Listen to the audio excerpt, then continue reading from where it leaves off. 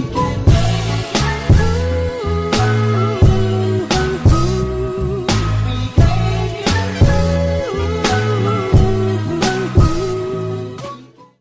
everybody, welcome to I'm Devoted. My name is Brian Stiff and I'm here with Fua. Fua, can you just give a brief introduction of yourself and talk about your podcast, The Spoken Word? Um, Hi, my name is Okoyomoh Egbekhuwa, but that's a mouthful, so I just make everyone call me Hua. I'm Okay. yeah, I'm originally Edo. I'm from Edo State in West Africa, Nigeria, and the name of my podcast is The Spoken World.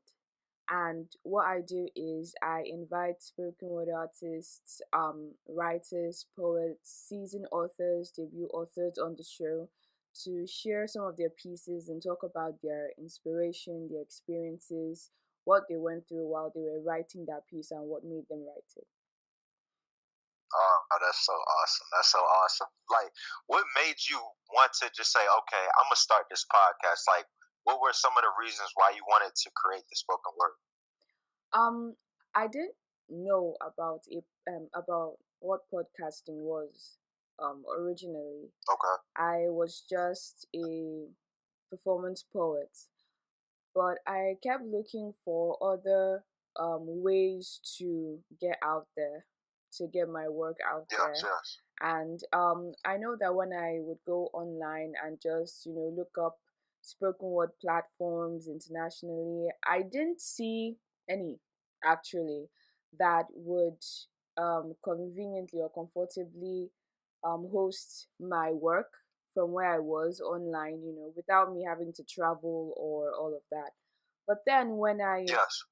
when someone actually told me, "Oh, I love your voice. I love how you write. You should start a podcast." That was when I went to look up what podcasting was, and I thought, well, Okay. maybe I could create that platform that I was looking for other poets from around the world.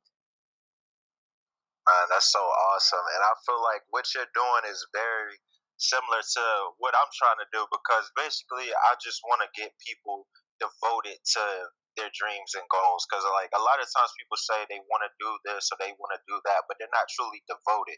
Mm. But I feel like what you're doing is also really good because basically, like I said, my thing is more of an inspirational type of thing. Like, even while I'm interviewing people, I just want to interview people that are already devoted to their crafts so that it can inspire other people to get started. But what you're doing with like poetry and just giving artists that platform, I feel like that's inspiration and poetry and spoken word and all of that is inspiration and motivation in itself. So I really do think you're doing something awesome and I just hope you keep going forward with it and keep it up. One thing I did want to ask is how can people tune in and listen? Is it just for people in Nigeria, or like can people listen online, or what's the best way to try to listen to the podcast? Well, like I said, I invite artists from across the globe. So yeah, I make it available to anyone from anywhere to listen. It's on all major podcast platforms: iTunes, Spotify, Stitcher, Spreaker, even some Spanish sites. I had no idea it's on there too. So if you want to listen, just yeah, just type in The Spoken World. That's WORLD podcast, and yeah, something's going to come out, whether it's from Spotify, Stitcher, or whatever podcast listening app that you have on your phone or car. You can definitely listen to it there. And I was also gonna ask, could you just shout out your Instagram, and then if people want to get in contact with you by email, could you give them that as well? My Instagram for the podcast is The Spoken World on Instagram. Okay. And my email is thespokenworldpodcast@gmail.com if you want to get if you want to get across to me. I should probably just say this to anyone who wants to be devoted to their craft, because it could be very tempting for you to just think up something and say I want to do this, but it's really, really hard to keep going at that. I don't really know how it works for people outside Nigeria, but it's Yes. really tough here because you have to convince people that it is worth their battery life, their data, and their time. Those things are already expensive over here. But if you want to be Okay. devoted to whatever it is that you're doing, what my roommate and I did before I started the podcast is we got this board in our room where Mhm. if we say we're going to do something, we write it on the board and it stays there until we actually do it.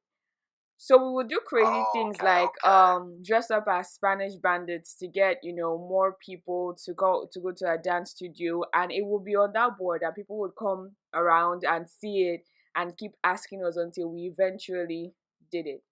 And Have to do it. Yeah, yeah, that's yeah. great because it kind of holds you accountable. It kind of forces you or Exactly. gives you that extra motivation to do it. Exactly. So yeah, eventually you got to start up your podcast, and it was there, and a lot of people came around. I was like, "Oh, you're starting up a podcast," and the funny thing is when you tell people, "Yeah, I'm starting up a podcast," it now becomes a, "When are you going to start it? I'm waiting for it. When is it? When is it? When is it?" So Yup, yup. eventually you have to get it done. Then you also have to be dedicated and you know, yeah. That's awesome. I felt they're kind of the same way. Like once you kind of put yourself out there, put your name out there, that kind of forces you to get it rolling, get it started. So that's really great that you did that. Besides like with your like the podcast for the spoken word, is there anything like actually in Nigeria that you're trying to do as far as just like with poetry or the arts or anything like that? But like I said, just besides the podcast, do you have any other like types of goals or things that you're already trying to do? Um, I'm actually right now a chemical engineering student. So Wow, I was I already a know chem that's taking a lot of school. yeah, yeah, exactly. I was already studying that before I started doing performance poetry. And now Okay, even though people look at it and say that they are different ends of the spectrum, right? That's the expression, expression that they're very different. I don't really see it that way. And now it kind of feels like gotcha. I need to have two of them in my life, or it doesn't seem balanced. I'm not really sure what the future holds, but I'm not. But you're working Yeah, out here. That's the exactly, main thing. That's exactly. all that matters. You working. One thing I wanted to talk to you about too, just because you say you're from Nigeria, I didn't know that, but I was living in London for like 6 months. So my fiance, she's from out there, so I was living there, and almost like most of the black people that I met out there had Nigerian like backgrounds. Um, do you notice anything about a lot of Nigerians like migrating or moving to London or just other European countries? Yeah, Nigerians are hustlers. They are all over. They are all over. Yeah. I hear they're in US, Canada, Australia, the UK mostly. Yes, I'm yes. not exactly And do sure you have any why. plans, or do you want to stay in Nigeria, or do you want to eventually like move to another country, or what's your thought process with that? I don't think I would want to move exactly, but Yes, yeah, I would love to visit other places. I understand. Yeah, yeah. That's kind of how I am as well. Like I don't. At least right now, I don't think I want to move. But it's kind of like I'm pretty sure you can relate to this.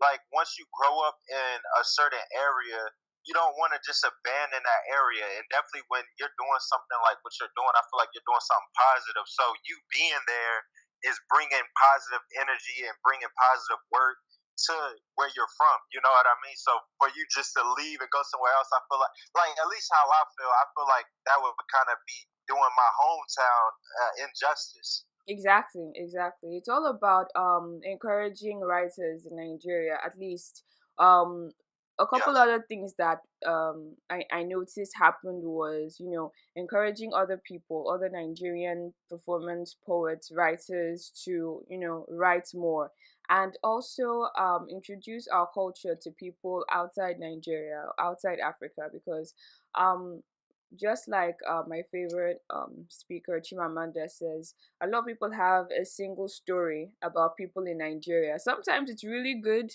other times it's really bad, and sometimes it's just in the middle. It's just mess. So, when you have that platform where you have different people from Nigeria and across the country, sort of mixing up on the same platform, people get to see different cultures and relate more.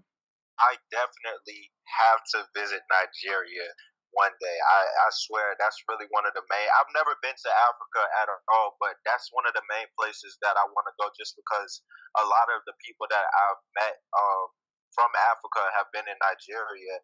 And you're right, you guys are hustlers. Like literally everybody that I've met from Nigeria has something going on, and they're working towards that goal or that dream, or they're already doing what they said they were going to do. So I just want to visit. But how could an American get around out there as far as just visiting and traveling? Like, how do people speak English? Obviously, you speak really well English, but like, how would that be for an American? If, like, how would you think it would be for an American? I would put.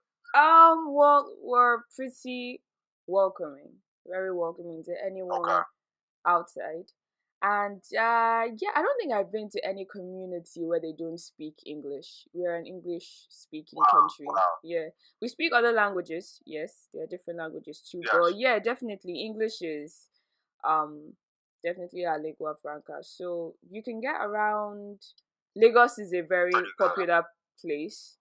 Okay. Yeah, so Lagos, Abuja. And I feel like more black people in America need to like unite with people in Africa and vice versa, just because at the end of the day we're all from Africa, you know.